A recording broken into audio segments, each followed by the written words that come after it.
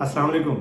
हमारा आज का उन्वान ड्रग रेजिस्टेंस या एंटीबायोटिक रेजिस्टेंस या सादा अल्फाज में कह लें माइक्रोब्स की एंटीबायोटिक के इस्तेमाल के खिलाफ मज़ाहमत। आइए हम सब मिलकर ड्रग रेजिस्टेंस यानी दवा के खिलाफ मज़ाहमत को रोकने में अपना किरदार अदा करें। अब सवाल ये है कि ड्रग रेजिस्टेंस है क्या?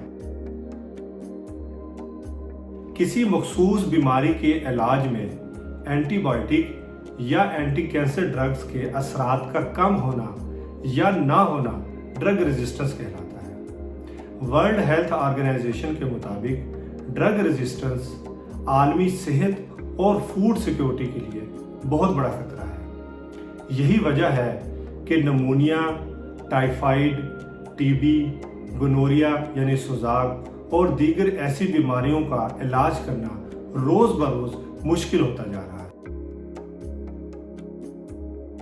जब एक दवा या एंटीबायोटिक को मिस यूज करें या ज़रूरत से ज़्यादा बार बार इस्तेमाल करें तो माइक्रो ऑर्गेनिजम्स की उस दवा के खिलाफ मज़ाहमत की सलाहियत पैदा हो जाती है और ड्रग रेजिस्टेंस पैदा होना शुरू हो जाती है, जिसकी वजह से उस मखसूस बीमारी के खिलाफ दवा के असरात कम होने लगते हैं।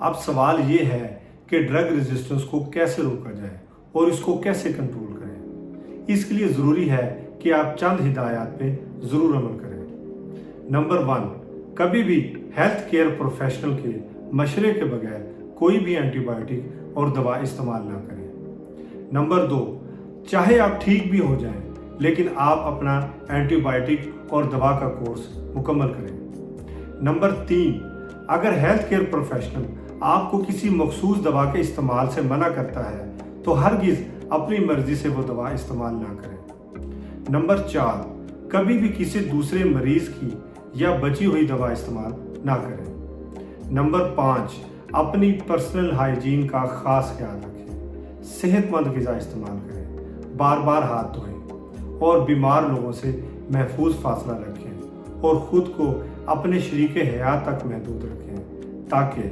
आप एड्स, गोनोरिया और दीगर ऐसी ख़तरनाक बीमारियों से महफूज रह सकें।